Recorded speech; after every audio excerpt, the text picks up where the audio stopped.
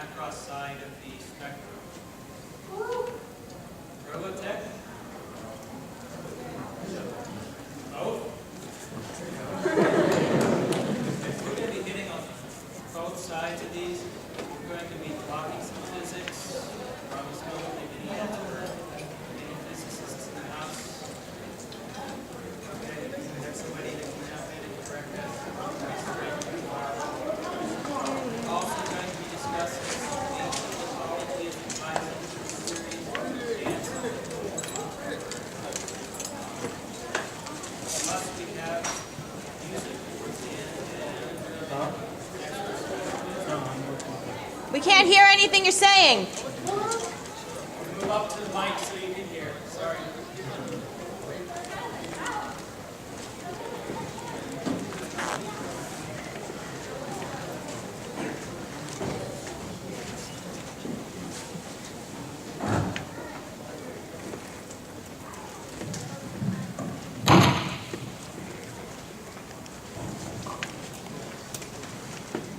Okay, we're going to get started with some mythology and physics as it relates to the Macross event.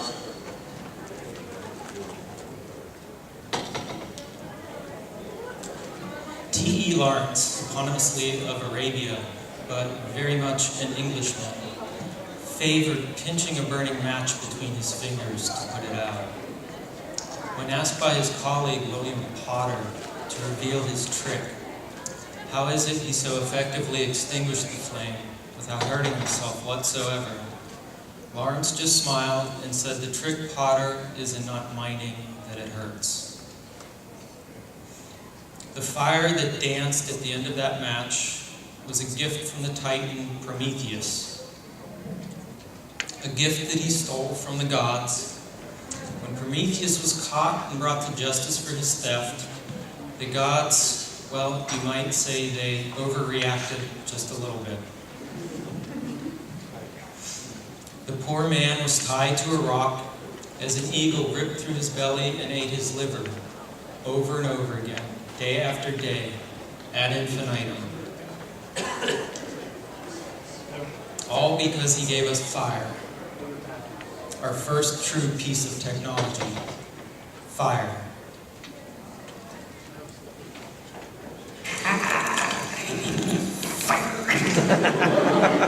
100,000 BC, stone tools. 4,000 BC, the wheel. 9th century AD, gunpowder. 19th century, the light bulb. 20th century, the automobile, television, reaction weapons, spacecraft, internet. 1999, first contact, the Macross event. 21st century, overtech, robotech, fusion, fission, and M-theory, and that was just the first decade. We are now 8 months into 2013. Welcome to Otakon.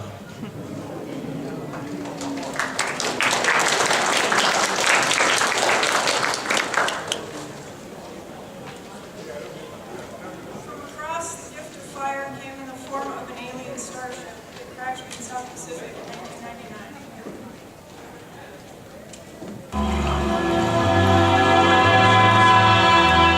In the year 1999, high above Macross Island in the South Pacific, a phenomenal event occurred in the skies which altered the course of human history.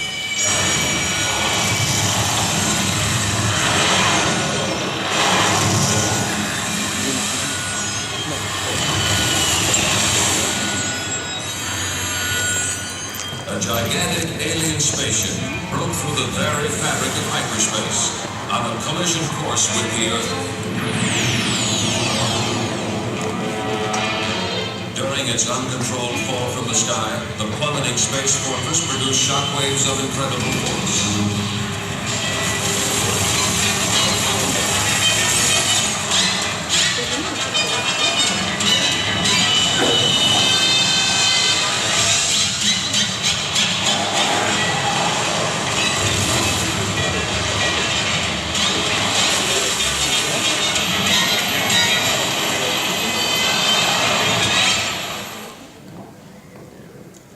It's not quite live action footage. footage from the upcoming Robotech movie, but it might be close.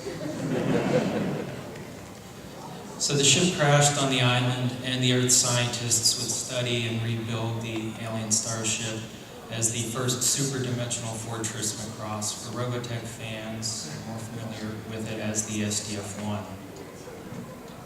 On inaugural day, the gods returned to claim their gift. And in this story, the gods are the Xenotrati. The untested SDF-1 is launched. They tried to link up with the ARMD-class combat space carriers in orbit, but that doesn't quite work out. The Xenotrati destroy those ships before they get there. And Captain Global needs to come up with a different course of action. Did he tell you what we're supposed to do? I did. Well? He wants us to move the island. So you get where this is going. Things don't quite go as planned. Space folding in Macross and Robotech is similar to warp speed in Star Trek. Many science fiction stories employ different means to achieve faster than light travel to go from one system to the next. In 1994, Dr. Miguel Alcubierre came up with a proposal that would bring faster than light travel without traveling faster than light a little closer to reality by creating a warp bubble around the ship using exotic matter and negative energies. The effect would essentially compress the space in front of the SDF-1 in this case and expand it behind it, allowing the ship to travel great distances at subluminal speeds without actually breaking the light barrier.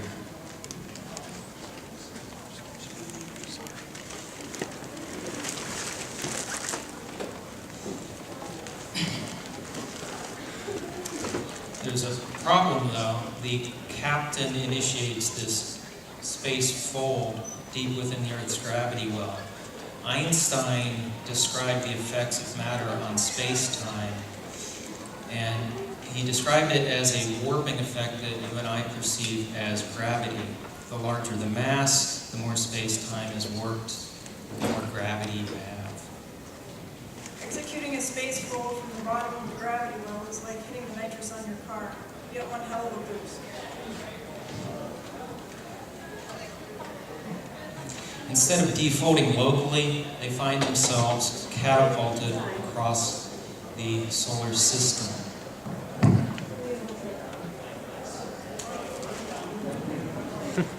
Except their jump went a lot further than my rubber band demonstration. Somebody better pick that up. It will be a collector's item. You can get a lot of money for that on eBay. It's proof that you were here today. But it's not just the SDF-1, it's part of the surrounding island and water and atmosphere that gets sucked up into that. In H.G. Wells' story about the Invisible Man, the scientist finds a way to become invisible by partly shifting into a higher dimension. He gets stuck and can't shift back. And space folding within the Earth's gravity well has similar consequences for the crew of the SDF-1. The fold system, those of you familiar with the story, disappears. It gets stuck in a higher dimensional plane. And all that's left is this residual energy. Later on in the series, the crew will find a way to harness this energy to their advantage. In the third chapter of Robotech, scientists will revisit higher dimensions to provide a stealth capability to their shadow fighters. But let's not skip too far ahead yet. For now, though, the crew needs to rescue survivors on the island, gather all the materials they can collect up before they begin their long journey back to Earth.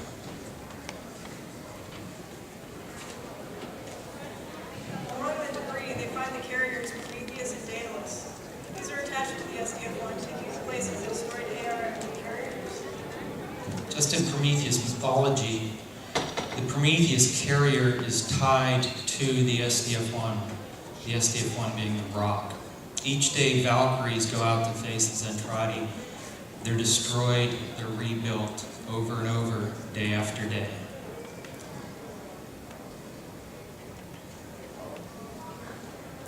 And there's the SDF-1 with both carriers attached.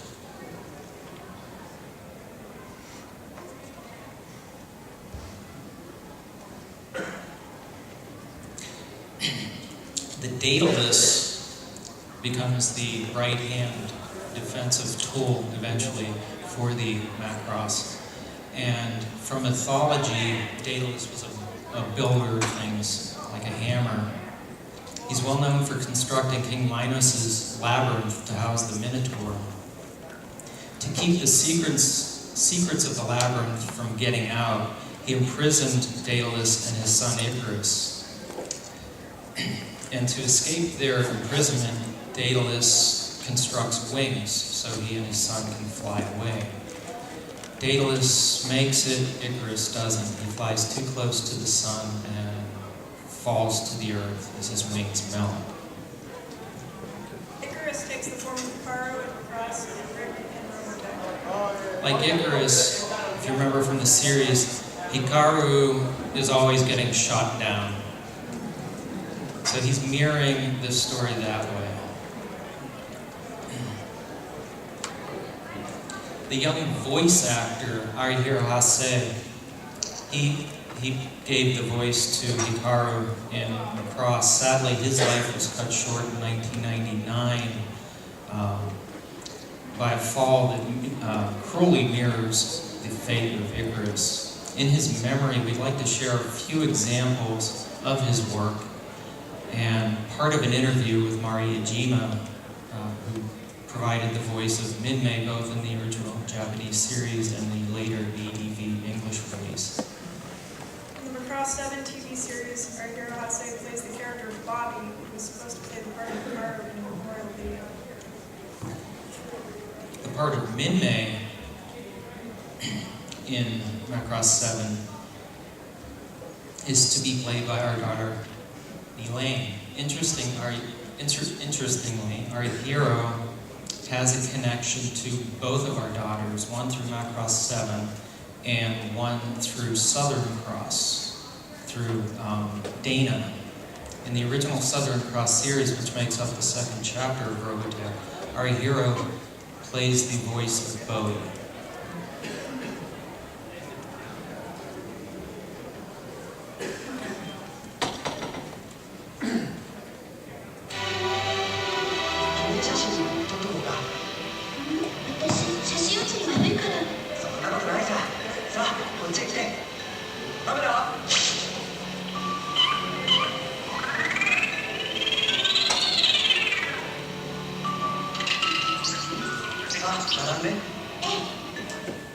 The most memorable person for me is the person who played Hikaru. Sorry, I'm a little choked up. His name is Arihiro Hase, and he was a high school student when he started to do the Macross, and I was a college student. So we were both students, and he often came in the studio in a uniform, school uniform. So he was like a little brother to me.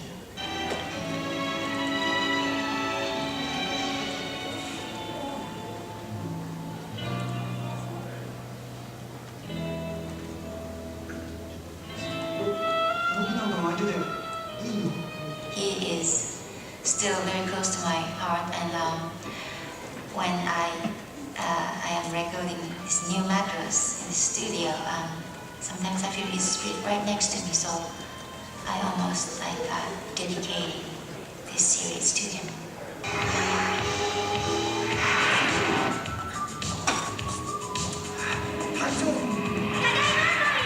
隊長、今までどこ行ってたんですか？スパルタスがないんです。いいじゃない。隊長。はい。隊長のスパルタスがないんですよ。なんだって？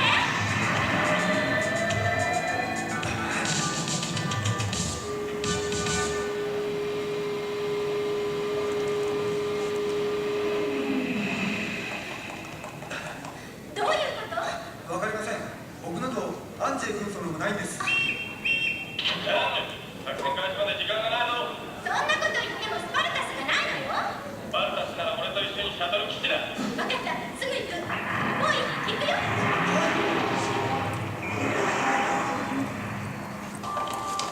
イレーヌちゃん、お兄さん。これから一緒に稽古しない？俺、急に一条光役に決まっただろ。少し遅れを取ってるから。でもバサラってやつ、勝手に辞めたんだって。そんなやつの大学なんて、初めは断るつもりだったんだけどね。ヒロインの君が書いたら受けちゃった。ありがとうございます。受けたからにはね、いい作品作りの努力をしなくちゃ。そうだよね。ええ。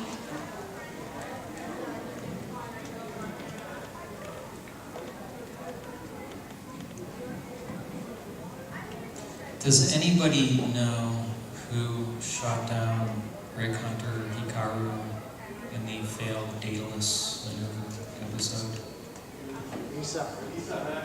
Misa? Any other guesses? Yes, she is.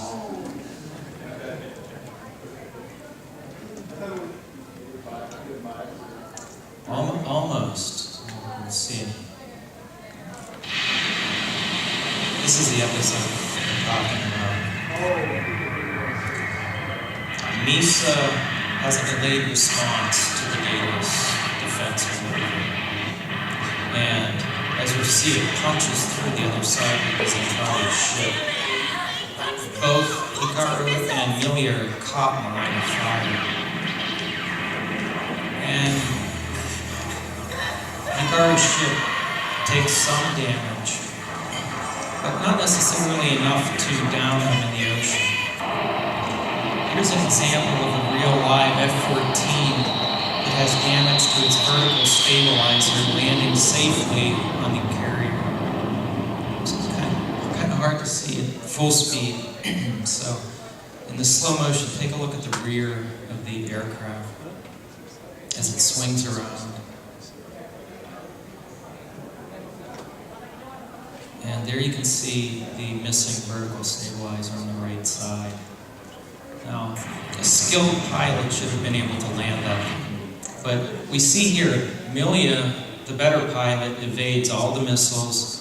She swings around and comes in from above for the kill.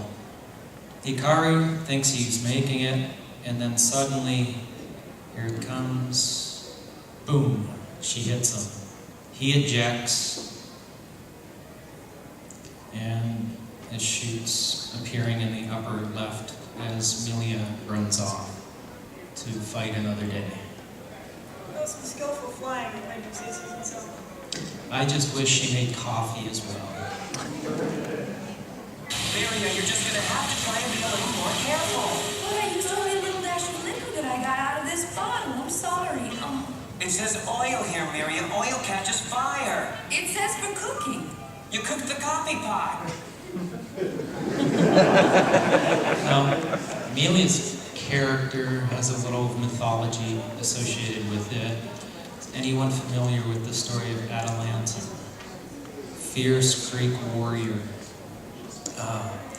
She was strong with a bow, she was fast with her feet, and I know someone else that's a little bit like that. She wasn't so eager to get married, and whoever did marry her had to be better than she was. She held a contest, everybody kept losing the contest, the price was a little off the top.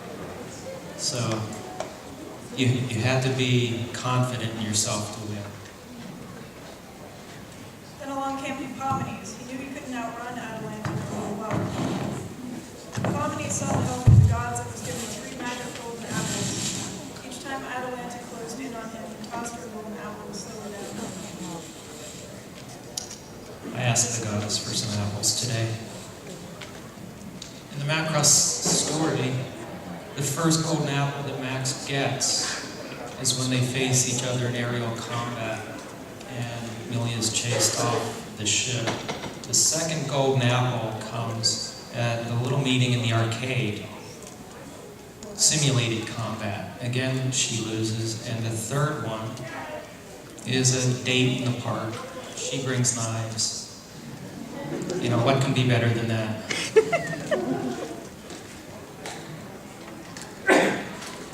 But we need to jump a little bit further forward from ancient mythology to something more familiar. The first thing we're going to mention today is related to Batman. And I have a clip that I think you'll enjoy, since we're all here to enjoy a little bit of Japanese culture. This is not the current Batman you're familiar with.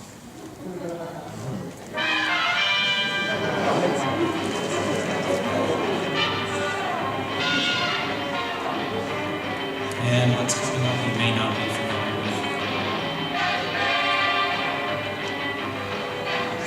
これまで多くの重大事件を解決してきた彼らは邸宅の地下にある秘密基地に降下していく。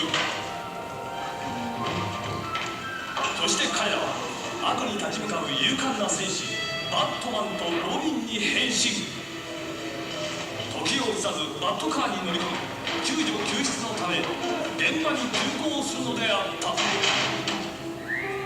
アトミックパワー全開、ターボエンジンフル作動。了解。直ちに出動する。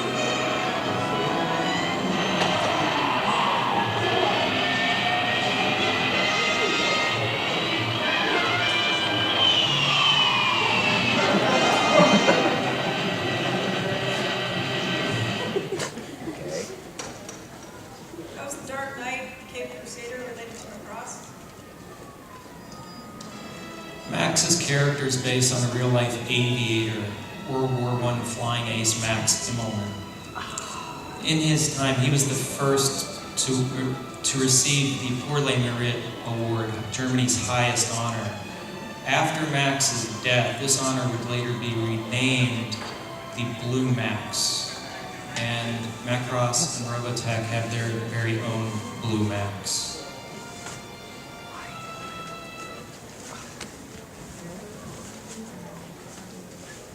The next one is from the third chapter of Robotech. Imagine Louis Nichols working on the next defensive system to fight off the coming invid, and he hires Tony Stark. Nice. Is it better to be feared or respected? And I say, is it too much to ask for both? With that in mind, I humbly present the crown jewel of Stark Industries' Freedom Line.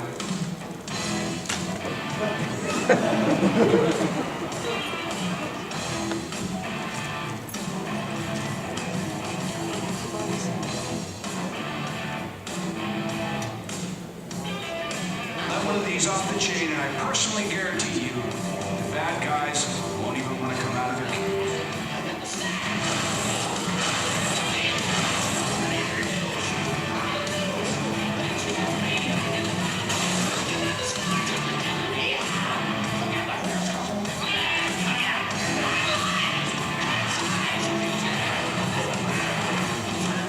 For your consideration,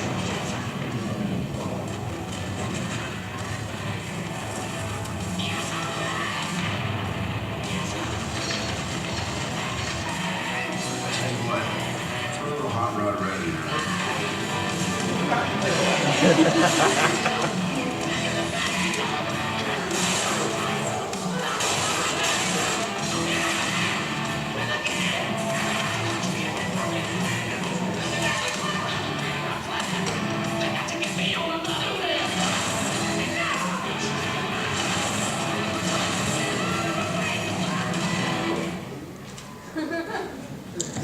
Okay, now, Iron Man's real big. They've had some very successful movies. Stan Lee's Iron Man came out in 1963, but 10 years before Stan Lee introduced Iron Man on this side of the ocean, there was Tetsujin 28 Go, Japan's first Iron Man. And by the time Stan Lee's Iron Man came along, Tetsujin 28 Go was already in anime form. So they had 28 Iron Men before Stan Lee.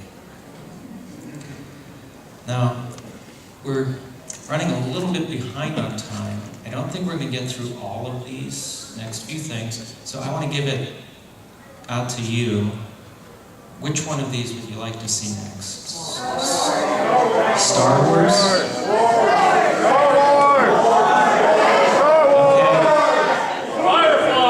We're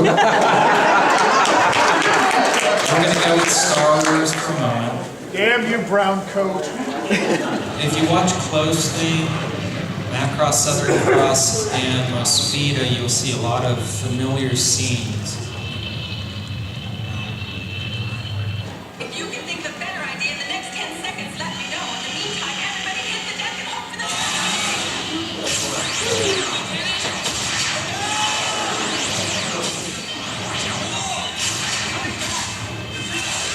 Enough KP in my time to recognize that smell anywhere, sir. It's garbage. Hey, I think this must be a garbage compactor, and we're about to be compacted with... This is going to be a little more difficult than I thought. Look! We gotta help these guys. Spears and tomahawks don't stand a snowball's chance against a couple of infant stormtroopers.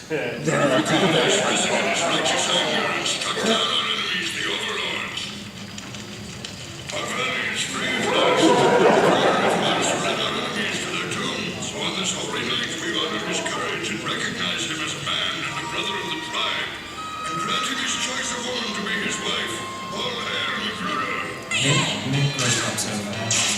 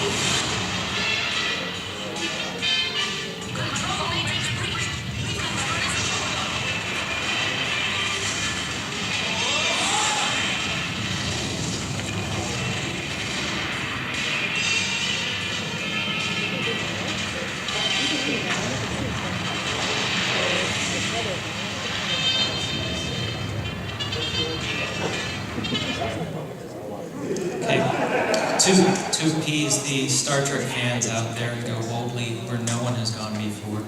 Just like James Abrams, the only one to have directed Star Trek and coming soon Star Wars. Anyone remember Guvava from Macross 7?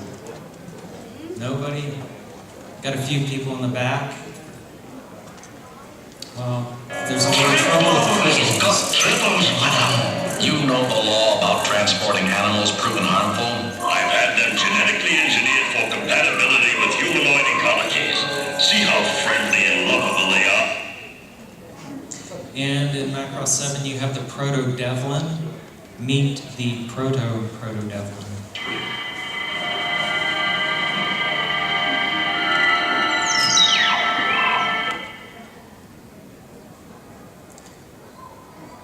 Hikaru mirrored the story of Icarus in the original series, but there was another Hikaru, helmsman pilot from Star Trek, that has some influence towards this character. You'll see a few references if you watch closely enough. Screens, they pop up little things. And then there's the ADV version of Robotech with Vic Mignogna playing the voice of Hikaru. He's also Captain Kirk. Another guest today, Todd Habercorn as Spock.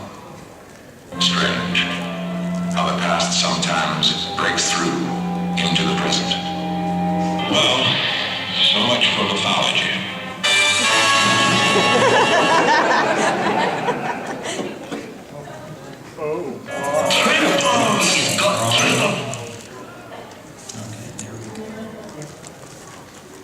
If we have time later, we can maybe come back to some of those.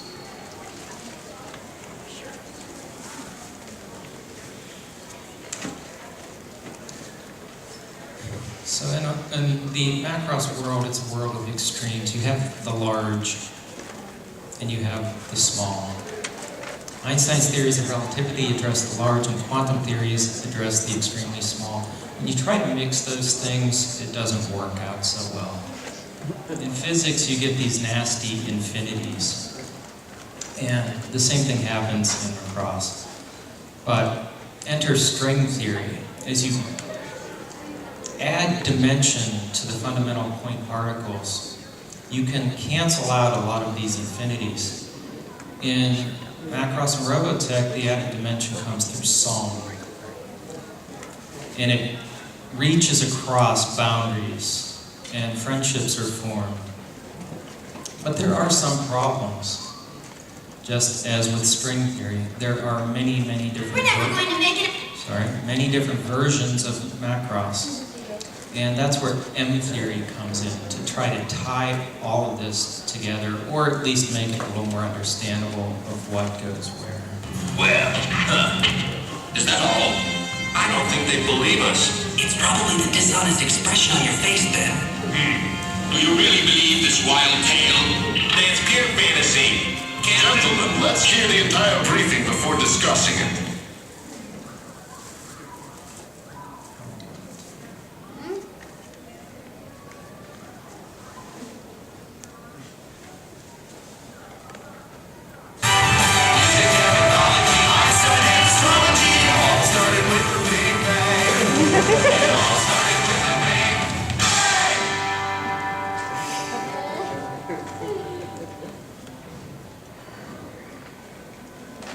In M theory, you can take this strings and you can add more dimension, you can stretch them out into different membranes. These membranes can float around and they can collide, causing big bangs, causing the Macross event, separating things into, you have Macross on one side of the Pacific, you have Robotech on the other side, and they go their separate ways. But it's possible to transmit information from one brain to the next, from one M brain to an R brain. And if you look at both of these universes, divide them up into chapters. You have the first chapter in these stories, the Macross saga, for Robotech and Macross. In the second chapter, you have the Masters and Macross 7, the third, the New Generation, and Macross Frontier. The first chapter is pretty much the same. They changed a few names to protect the innocent, but the story flows in much the same way. The characters in this story, if you look at them a little more closely, magnify everything, we go down to the very microscopic scale and we find quarks. 3 quarks make up the bundle, and you have a lot of different types of quarks, up, down, strange, bottom, top, charm. You have different sorts of spins. In Macross and Robotech, you have that as well. A key element to these series is the triangular relationships. What are the 3 quarks' triangular relationship of Robotech? Any guesses?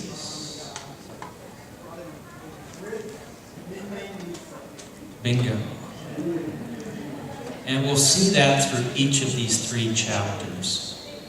Now, you think these things are going separate directions, but how has the R brain influenced the M brain when we get to chapter 2? Both of these stories follow our daughter. In one story, it's Mylene. In one story, it's Dana. Both have a talent for music. Both have furry little pets. Miria, when she's age progressed, looks quite similar. This picture on the left side is actually from the Sentinels, but it shows an age progressed Miria. Miria Max. Milia Max. The antagonists of the series like to sport the same war paint. And the musicians, for some reason, they like to go sing to the mountain. Basara on the left Very tiny in the lower right side is Musica and Bowie. The triangular relationship is a little different, Southern Cross. It involves three key women in the series, Dana, Nova, and I'm drawing a blank now. I feel real bad. Marie Crystal, thank you. And in 7, we have our daughter Mylene, Gamlin, and Boswell. Going to the 3rd chapter in the story, the antagonist, the Invit, a hive-minded alien species led by a queen, hatched from the eggs, very alien-like. In both series, the power source exploited, on one side, it's the Flower of Life. In Frontier, it's the Fold Quartz. There's a character in this story, I won't give too much away, but they have some sort of connection with the enemy. Marlene and Bronco. And they're the split personality singers. In Frontier, Cheryl and Ranka are kind of like two different sides of the Minmay coin. In Robotech, we have Yellow Dancer Lancer playing two different sorts of characters. The relationship for Robotech, the Quark relationship, is between Scott, his dead fiancée, Marlene, and his growing attraction towards Ariel. He's a little conflicted there. He still has a lot of feelings for his fiancée and confused about being attracted to an enemy. In Frontier, it's between Ranka, Cheryl, and Alto.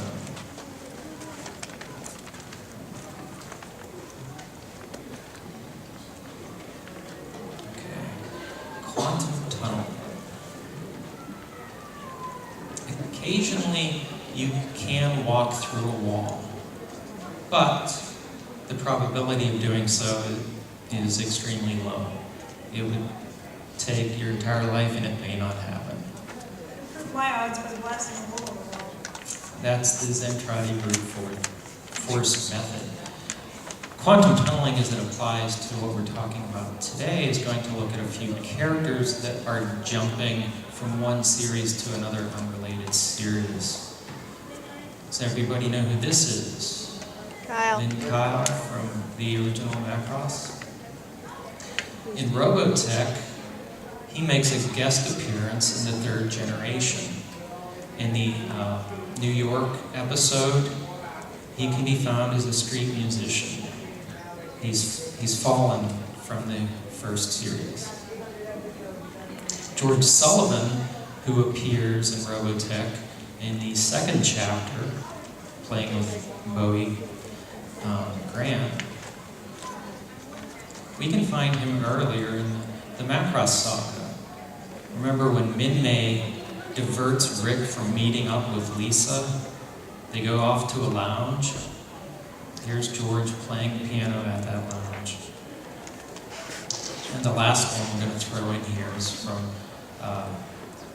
Tunneling from the Sentinels.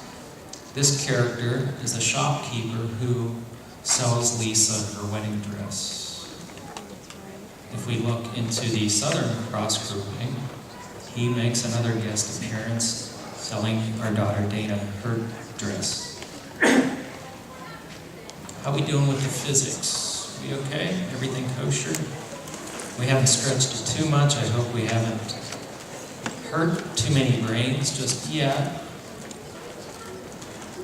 One thing that string theory does that other theories have a hard time doing in uniting the 4 natural forces is bringing gravity into the picture. String theory actually predicts gravity.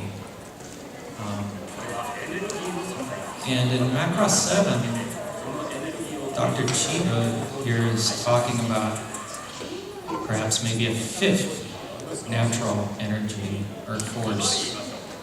Will M theory predict that as well?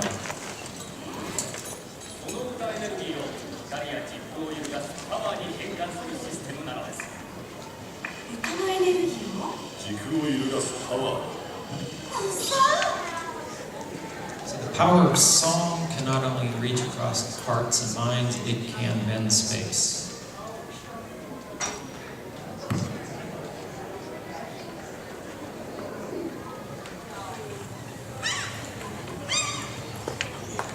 Hey, I've almost got it. It's so quick and sure as ancient, but if I connect the power, it should be good to go. Good job, Luca. Now we wait for Cheryl to bring the mystery tape. It must be her. I'll get it. Hey, is everyone here? Everyone's inside waiting. Do you have the tape? Of course I do. All right. It's right here. Let's get this show started. Are you gonna tell us what's on it then? Why would I do that? Alright, let's see what's on this thing.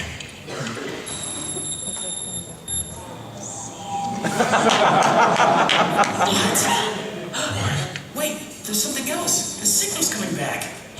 All right. It's a concert. Well, what did you expect? Who's that? That's Mid-May. Is that Basara? He's cute. Did Basara have purple hair? No, that's Yellow Dancer. Huh? No way. Oh, I love that song. Is that really how people dressed back then? Well, not everybody.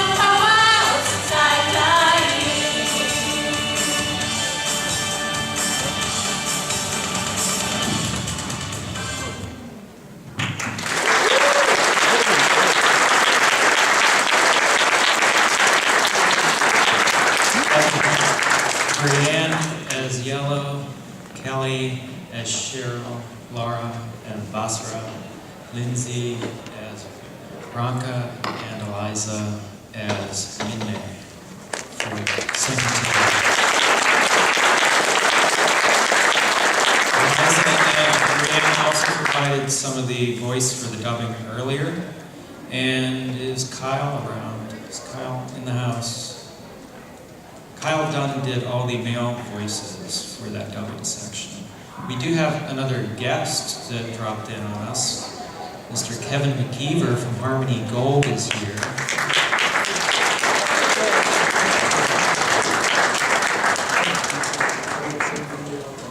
If you guys have any Robotech related questions, I'm sure Kevin can give you some insight for that.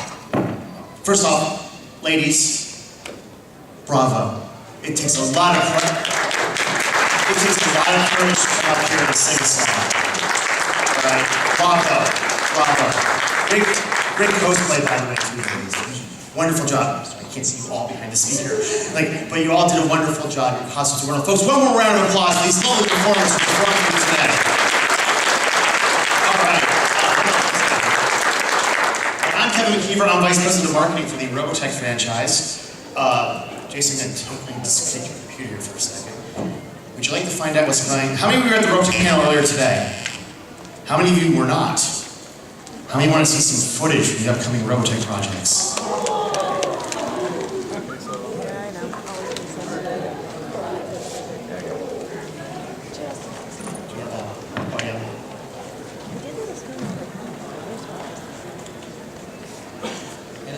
Have you seen Love Live Alive yet?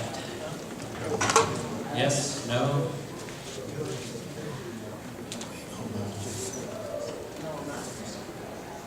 We don't have video? Oh no.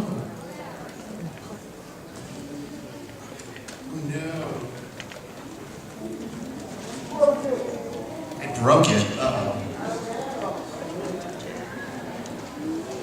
Oh, it's to the Oh, we got it? Okay, good. It's coming through. Okay. Hold on one second here, folks.